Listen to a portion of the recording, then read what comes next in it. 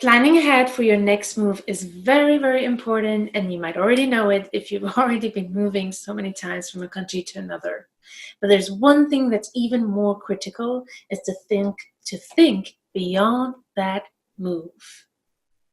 So, Nomad Nation, in this episode, I will share with you the three major mistakes I see expat partners and global nomads do when they try to build their portable business on the move. So, in this episode, I will share with you those mistakes, but also my golden rule to be able to make your business truly portable, sustainable, and profitable on the move.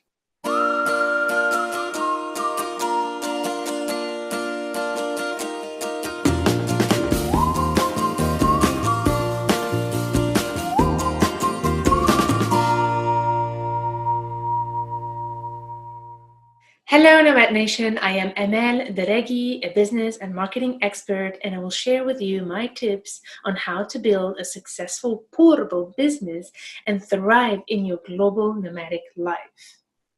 So, as I said in this episode, I want to share with you some important mistakes I see a lot of expat partners do when they try to build a portable business. The first one is to plan for the next move and focus their business idea and their business development on the local market of that country. So, I really want to invite you to think beyond that move. Why?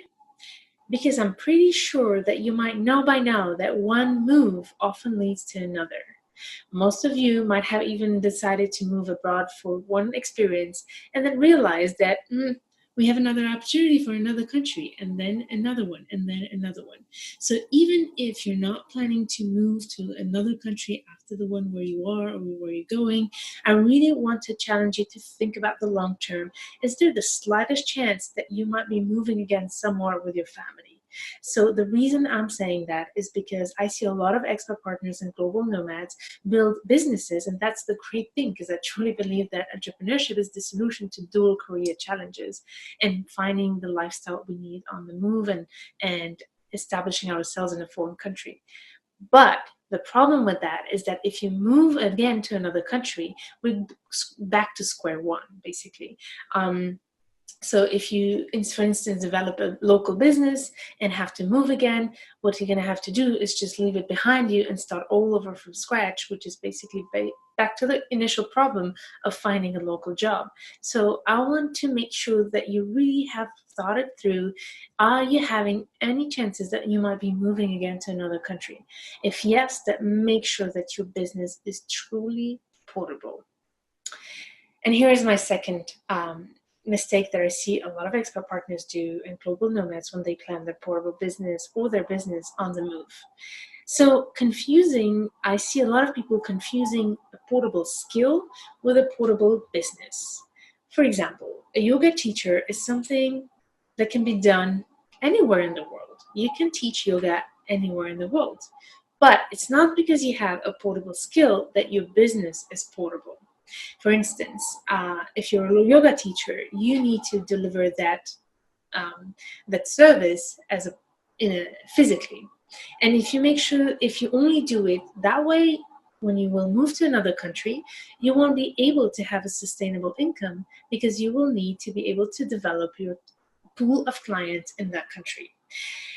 But the problem with that, you will say, yes, I can do that. That's pretty easy. But in most cases, it's pretty difficult to get to know new people, to establish ourselves in a new country. And we know that on average, to be settled in a new place, you need at least 6 months, if it's not a year or two. So that's not a sustainable business that has revenue that goes down for 6 months to 2 years. So if you really want to be a true entrepreneur and have a real portable business, your revenue streams should really be uninterrupted even during a transition. So make sure that your business is truly portable, that you can move it from one country to another and your clients and your revenue stream does not get disrupted on the move. Number 3 is to underestimate the power of building meaningful relationships online through virtual tools. That's one of the major objections that I hear when I talk about how to build a portable business.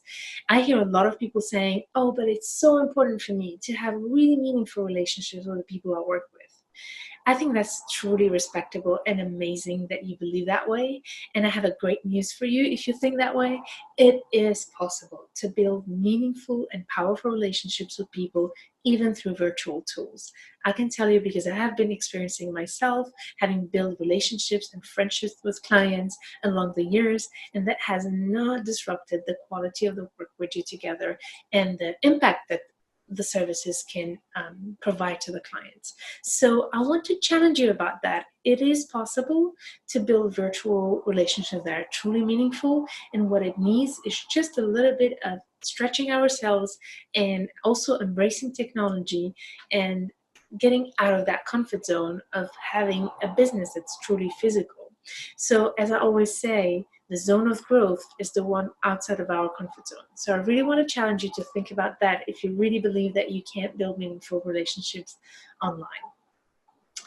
So to deal with these three mistakes that I've seen a lot of expat partners do when they try to build and plan their portable business, I want to share with you one rule that has been key in helping my clients, but also for my own business, to be able to make it really portable and sustainable. I call it the 60-40% rule. So that basically is also because I believe that if we have this lifestyle of moving from a country to another, it's by choice and because we do want to have the local experience, right? It would be a shame to move from a country to another and have no connection with the outside world and the physical world, right? So I have this rule that I really recommend to most of my clients to have a business based on 60% virtual and 40% physical, so that when you're in a transition, you have at least 60% of your revenue that continues to come while you try to transition and build your client base locally. And don't forget, building clients locally are also people that you can take with you later on when you move to another place. You can then shift them to that 60% revenue stream.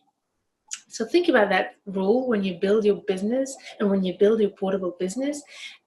How can you make sure that your revenue are 60% virtual and 40% local or physical? That's for me the great balance to be able to make sure that you can continue your business on the move, even if your business is very physical. Actually, if it's really challenging you, if you really struggle to make that business portable and virtual, I want you then to take it a little easier by switching the number. If you really struggle, for example, if you're a tailor and your job is to actually build dresses for your clients and tailor-made clothes for the clients, that's obviously something very, very physical, right? And it might be challenging for you to do that online because you need to take measurement and you need to, test it on the client and things like that. So I want you to think about how can you have at least 40% of your revenue that does not depend on that physical interaction. For example, if you're a tailor or a fashion designer, you could design some pieces that you would sell online that could fit to anyone. For example, like a small jackets or bags, I don't know, anything that you could think that would work for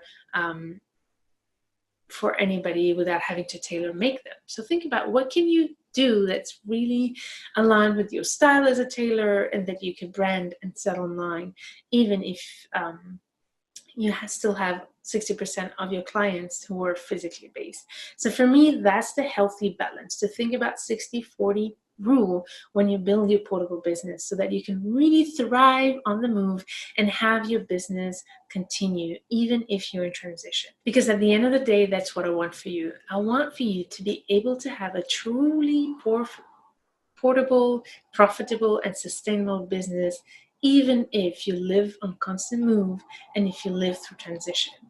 That's when you will know that you have a real business, is when you will start having revenue, even when you're in the middle of packing.